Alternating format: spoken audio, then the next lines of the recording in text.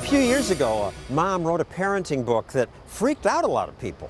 Extreme parenting. They were upset about the woman who called herself Tiger Mom. The surprising details of her strict parenting methods causing quite a controversy. Controversy because of her strict rules. Your daughters were not allowed to attend a sleepover, have a play date, be in a school play, complain about not being in the play, watch TV or play computer games. Right. This seems mean. I don't think so at all.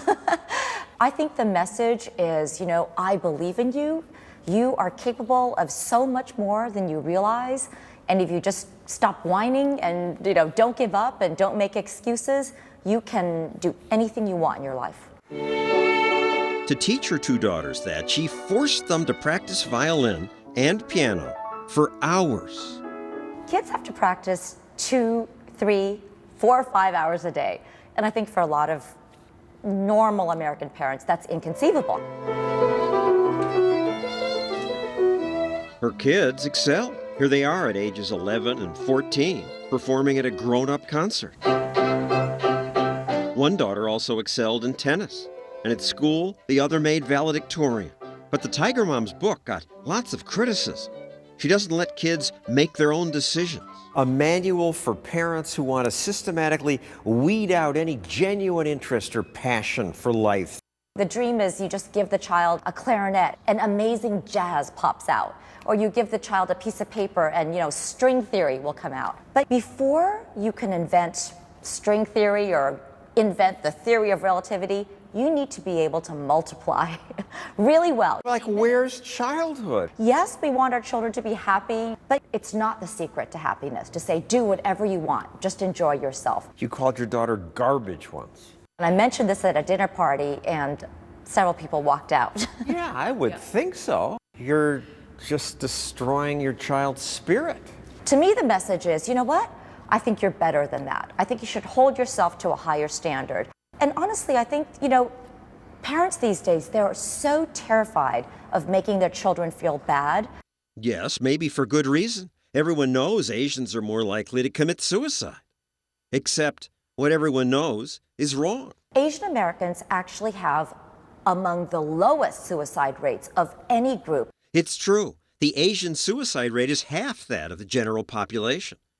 Maybe Tiger Moms are better at instilling self-esteem. You can tell your child, you're amazing all you want, but that doesn't instill true confidence. True self-esteem has to be earned. Amy says Asian parents are more likely to be Tiger Moms, and that's why Asian Americans get better grades and have higher average incomes. Now, in her new book, The Triple Package, Amy and her husband argue any parent can do it, but certain immigrant groups, Jews, Cubans, Nigerians, and others, are more likely to instill values in kids that lead to success. Tiger Mom is back with a despicable new theory about racial superiority. It is racism. It seems to be racially charged. She is the worst person ever born. It's not race and genetic. We say the opposite. We say, look, if you look at America, the most successful groups include all races. So please welcome Kudiratu Kudi Usman. Nigerian Americans are an amazing example. Less than 1% of America's black population. They made up a quarter of Harvard Business School's black students. It's something about culture and how they're raised and expectations. You know the secret of success. It's 3 things. The first is a sense of exceptionality. We call it a superiority complex. The second element, which is a dash of insecurity. I'm not quite good enough yet. I shouldn't just sit back. It's contradictory. Superiority complex, insecurity. Steve Jobs is a perfect example. He had such a superiority complex, but all of his friends also described him as deeply insecure. I think that's what creates this kind of chip on the shoulder, this goading feeling like, I need to show everybody. I need to prove myself. The third element of the triple package is impulse control. Can your child sit still and concentrate on things that won't bring rewards for years? Chinese immigrant parents force their preschool children to do 1 hour a day on average of a focused activity. That could be reading, drawing, but doing something with no distractions. 1 hour on average a day compared to just 6 minutes a day for Americans on average. But does this obedient sitting and drilling kill the creativity that leads to real innovation? Those American tech entrepreneurs who've invented so many cool things. I hear many are college dropouts, not studious kids raised by tiger moms. I look at all the innovation we've seen in America, Facebook and Google. These are not kids who were drilled. These are not kids raised by tiger moms. You're programming the kids. You know, actually, if you look at Silicon Valley, a hugely disproportionate percentage of the innovators and startup founders are actually immigrants and immigrants' children and triple package groups. Sergey Brin co-founded Google, Steve Chen, YouTube, Jerry Yang, Yahoo. It's the parents' job to give them the tools, to give your children the ability to focus on something so that when they can find their passion, they can do something with it. You had nasty fights with the girls. Incredibly nasty, especially with my younger daughter. She refused to do it and she was stomping off, and I said, get back to the piano. And at one point my husband said, you know what, maybe she just can't do it. And I said, you know what, you just don't believe in her. I'm gonna do this.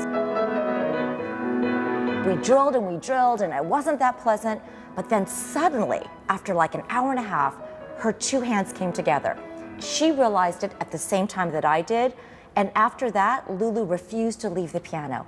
And years afterward, she told me, Mommy, I remember that moment.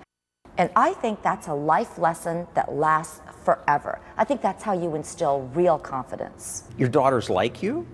I think they love me. They now say, thanks, Mom, I'm glad you did this stuff? Actually, you'd be surprised. If you push your kids, won't they hate you? I bet the tiger mom's children won't tiger mom their kids. I'll totally tiger mom my kids. Her younger sister was a little less enthusiastic.